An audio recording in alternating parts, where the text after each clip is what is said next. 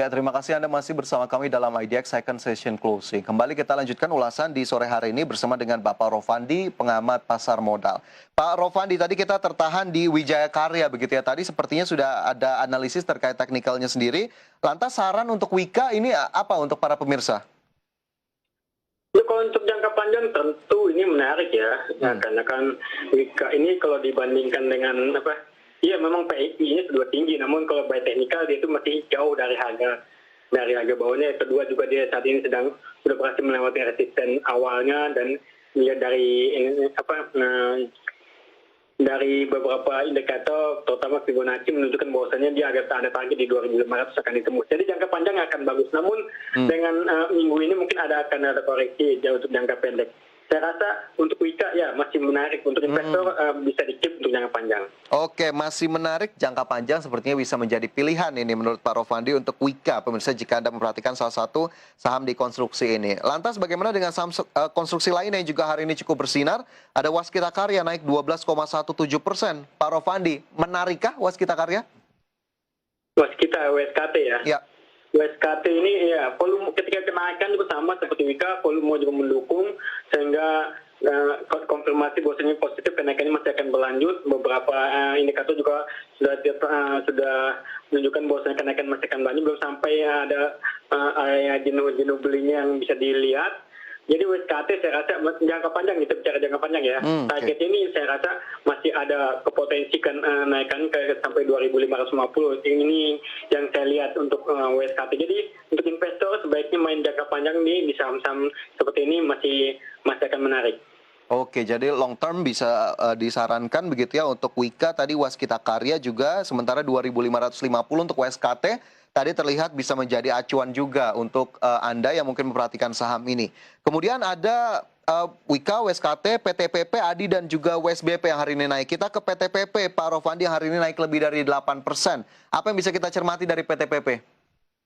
Ya, PTPP naik, volumenya juga jauh di atas rata-rata, dan ini terlihat bahwasanya asing juga sudah mulai untuk seluruh sektor ya, terutama sektor konstruksi, asing sudah mulai memperhatikan saham-saham seperti ini, karena kan kita tahu bahwasanya market cap-nya kan kecil di bawah rata-rata yang big cap ya, sehingga PTPP ini mulai masuk, mulai diperhatikan, dan volume sudah mulai meningkat, dan ini tidak akan berhenti di sini saja karena kan by technical juga kita lihat kenaikannya masih akan berlanjut.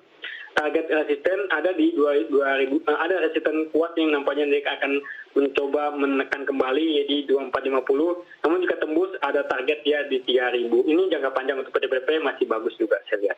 PTPP masih bagus untuk jangka panjang menurut Pak Rofandi, 2450 hingga 3000 sepertinya masih berpotensi untuk ditembus. Hari ini PTPP ditutup di level 2230, naik 8,78%. Masih dari sektor konstruksi, ini juga saya penasaran Pak Rofandi, ada Adikarya, hari ini naik, WSBP naik, Adikarya sendiri, apa yang bisa kita lihat sejauh ini? Adakah saran yang bisa diberikan juga untuk pemirsa?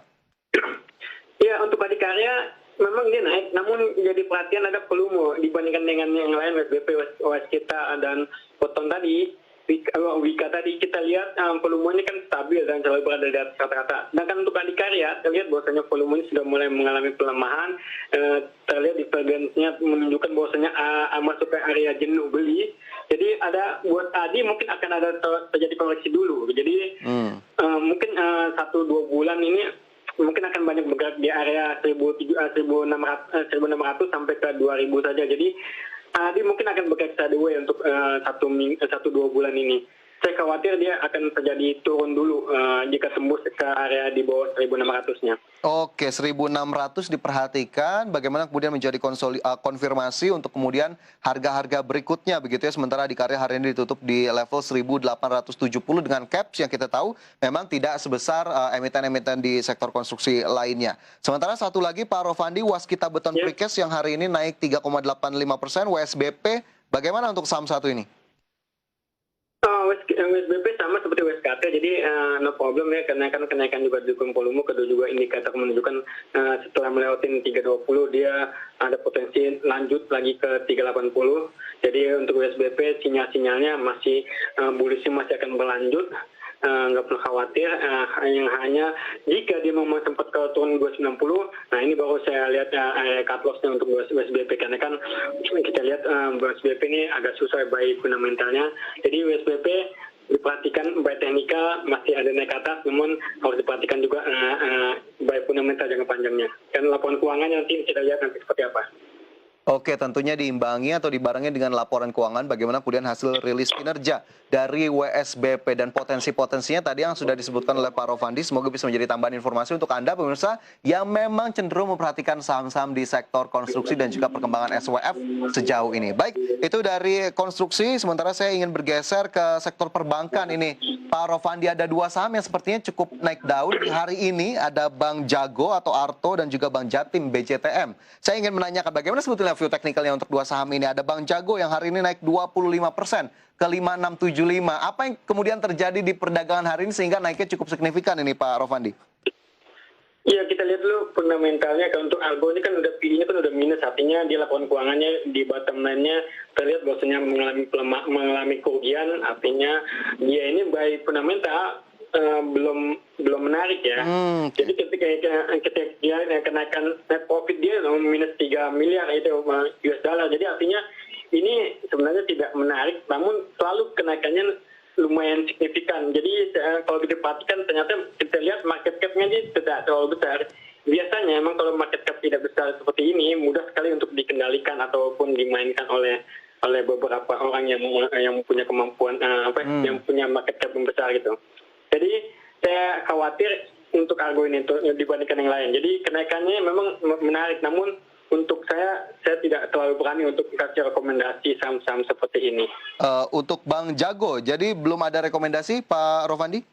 Ya, saya tidak berani mengasih rekomendasi untuk saham-saham ini. Saya khawatir volumenya terlalu kecil gitu. Artinya khawatir saham ini dia bisa ditarik ke bawah dan itu bisa jauh ke bawah gitu. Artinya dari 2040 saat ini tahu nanti ke 1400, tahu turun lagi ke 800 kan itu nggak butuh dana banyak buat mereka untuk menurunin. Itu yang dikhawatirkan.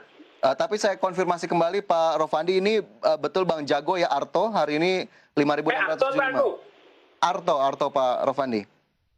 Bang Jago. Oh iya, Bang Jago. Bang Jago. Ya.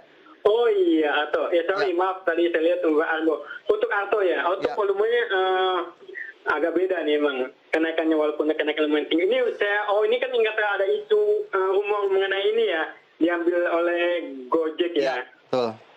Betul ya.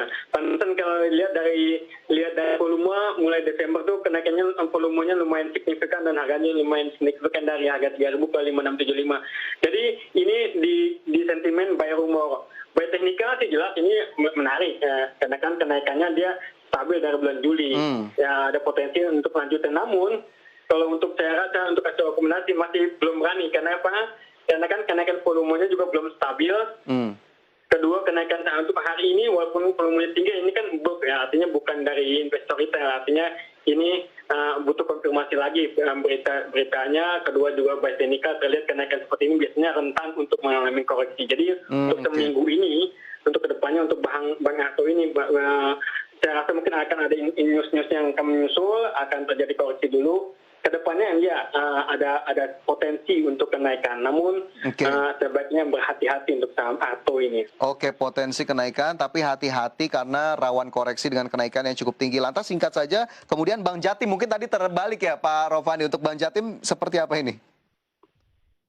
BJTM. Untuk Bank Jatim ya, BJTM ini Bank Jawa Timur ini, kalau kita perhatikan lumayan sih untuk PI-nya sih kan dia kan masih positif dengan 9 kali, artinya dibandingkan saham-saham perbankan yang lain jelas lebih kecil ya.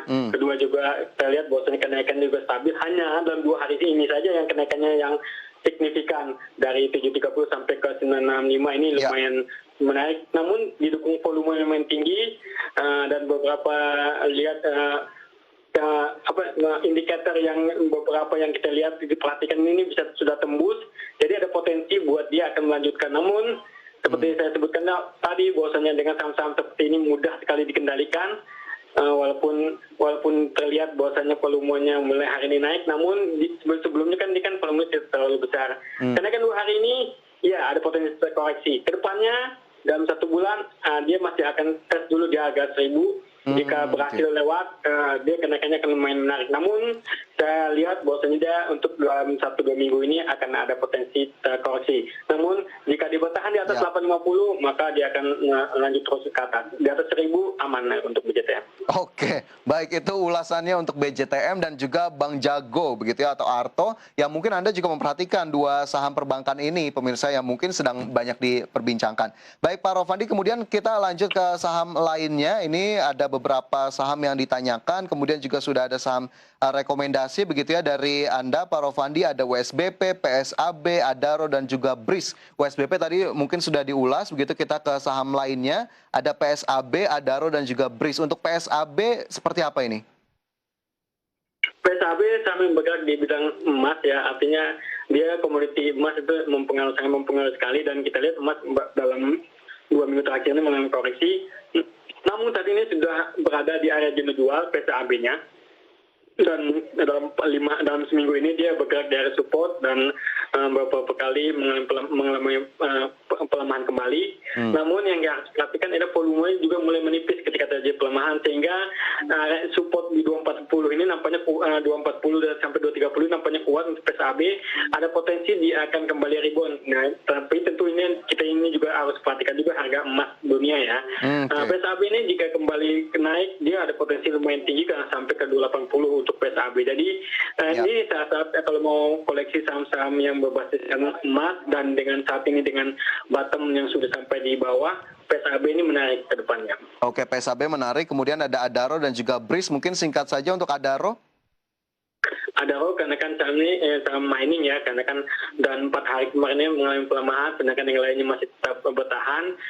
Adaro juga volume juga ketika mengalami pelemahan mulai mengecil, sehingga kita lihat ada potensi untuk kembali rebound.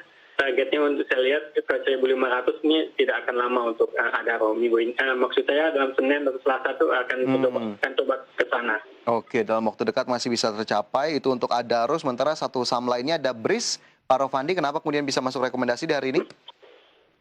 Dari perbankan, saham BRIS ini jelas paling menarik ya dalam tahun terakhir ini. Kenaikan dari harga 300 sampai ke 3.670, kenaikan lumayan signifikan. Ini masih berhubung dengan informasi digabungkannya saham-saham syariah, dan ini masih berlanjut, artinya belum ada perubahan rencana, dan dengan targetnya masih terlalu beberapa kali melewati resisten, dan juga fundamental juga walaupun udah termasuk kemahalan, namun masih tetap diperhatikan, masih tetap disukai oleh investor, sehingga saya lihat BRIS pelemahan 3 hari terakhir ini mengikuti indeks saham itu terjadi correction wajar, jadi ada potensi dia akan kembali rebound jika indeks market kembali naik ke harga 4.000, tidak akan susah untuk BRIS. Oke, cenderung tinggi tapi tetap sepertinya disukai oleh market. Itu tadi 4 saham pilihan, ada WSBP, PSAB, Adaro dan juga BRIS. Kemudian Pak Rofandi, ini kita coba ulas satu persatu pertanyaan yang sudah masuk dari pemirsa begitu ya. Ada Pak Mulki di Subang yang menanyakan saham KRAS, Bank Bukopin dan juga Alam Sutra. Kita ke Krakatau Steel terlebih dahulu, sudah punya di 155. Jangka pendeknya seperti apa ini yang ditanyakan?